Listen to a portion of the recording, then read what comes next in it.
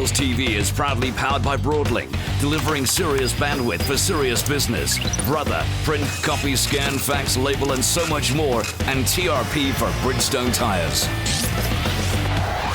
Welcome to the show. This week, two short guys ride a bike around a track and somebody builds a bridge over a river. This should be fun. Hold on tight.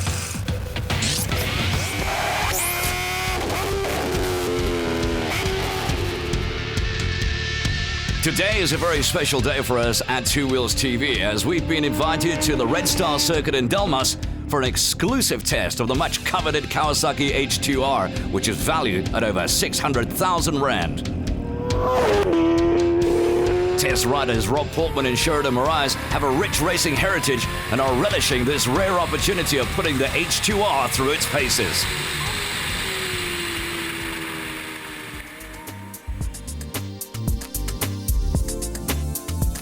So far, this is the only Kawasaki H2R in the country, and owner Anton Oberholzer has been cajoled into letting our two racers ride his pride and joy around a racetrack.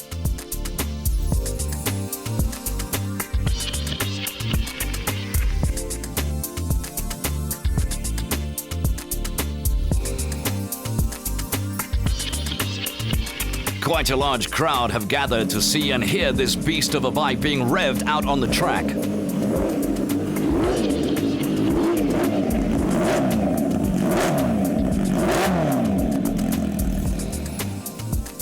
The Kawasaki H2R is essentially a race derivative of the street-going H2, which has been available in limited numbers for street use.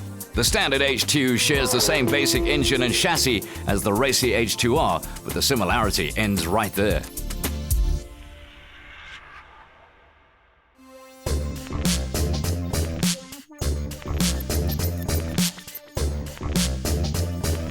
The H2R produces a massive 300 horsepower at the rear wheel compared to a measly 200 of the road-going version. Right now, it's time to hit the track.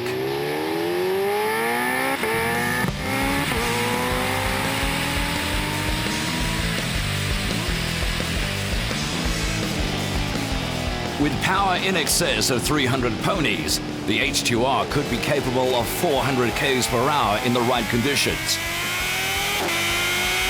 Here in the confines of the Red Star racetrack, anything close to 300 would be remarkable. Let's see what our two intrepid test riders have to say about the exclusive and remarkable Kawasaki H2R. So Rob, what did you think of that beast the first time out? Shez, it's incredible. I've never in my life felt a motorbike that can do that. It's ridiculous. The power is instant from when you tap that throttle on to when you close it, and it's just, you like lose time. It's like going through the future at the speed of light. You're going through those gears, and it's just scary. You're like, I've just lost 20 seconds of my life.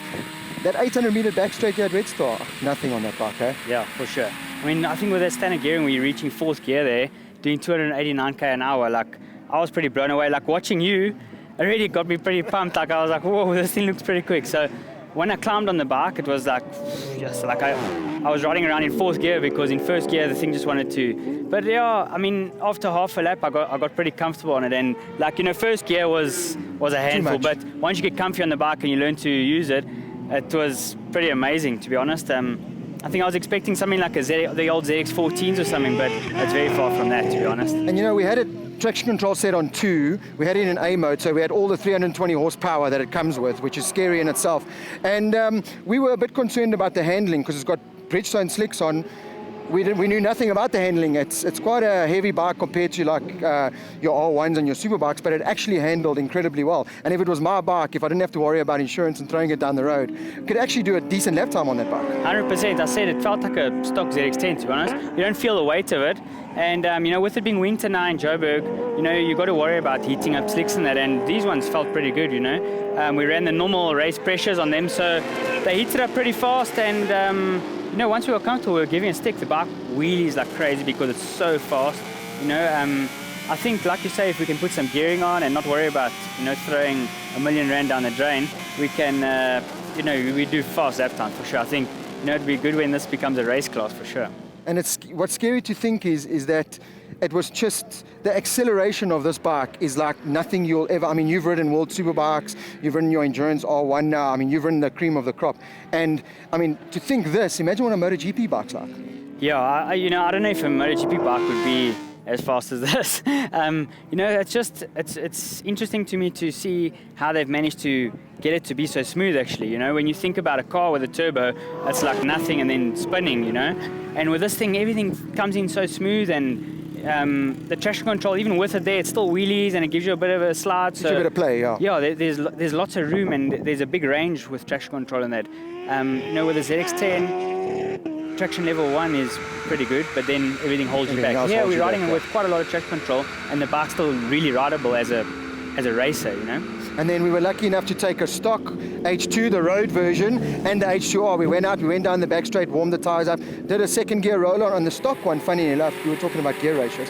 Actually, initially out-accelerated the R, but once that R got into higher RPM in third gear, third, fourth, fifth, it was just game over on the R. Yeah, I mean, you'll know the specs on the bikes, that I know nothing, I just ride them. So the immediate, I don't know what's on paper, but the immediate thing to me was, both these bikes are 100% stock, and we roll on at 4,000 RPM, and you would put 2 bike lengths into me on the stock one, me being on the R, and that was a bit of an eye-opener, but then as soon as that boost kicks in, it feels to me like there's more pressure with my bike, but it's definitely a hell of a lot faster. When that boost does kick in at 7,000, 8,000 RPM, there's no comparison, to be honest.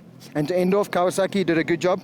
Fantastic job. I think they've done, it impressed me for sure. There's been a lot of hype around this bike, but like I said earlier, to me, I thought it was going to be a ZX14, and it's very far from that, I think if you prepped this, it would win races, and, that's hard to do for a class that they've entered. And do you think World Superbikes, a couple of years' time, we're racing supercharged H2s? I hope so. It might give the teams with less budget a faster bike. Anton, I met you about 2 months ago at Kawasaki, South Africa, where they were uncrating this bike. Just tell us a little bit behind, why did you buy this bike? Rob, it was so unique. About a year ago, I wanted to get something that was also limited, BMW GT2, and put my name down, ended up never getting the thing.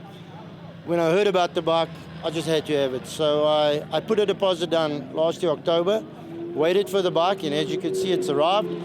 I've given you guys the pleasure to ride it because I wanted someone special to ride it. So for Ride Fast, I think it was fantastic. Thank you for the opportunity in taking my bike, using it. And I'd love to obviously hear your response about it as well. Yes, thank you, Rob. And your feelings on the bike? I know you've done quite a bit of mileage on the road and stuff. And you're more of a straight line guy, and speed-wise? Robert is extremely fast. I think the first 2 gears sort of take it easy. Feels like it wants to flip. Third, fourth, fifth, sixth, it's absolutely awesome. First time I had it out, I had seen 330, 333. Then I had a 352. I had a 372. Last weekend I had a 383. And I'm sort of building up to see what I can still get out of it. And I'd like to sprocket it, see how quick we can get it, and see if we can get it onto 400.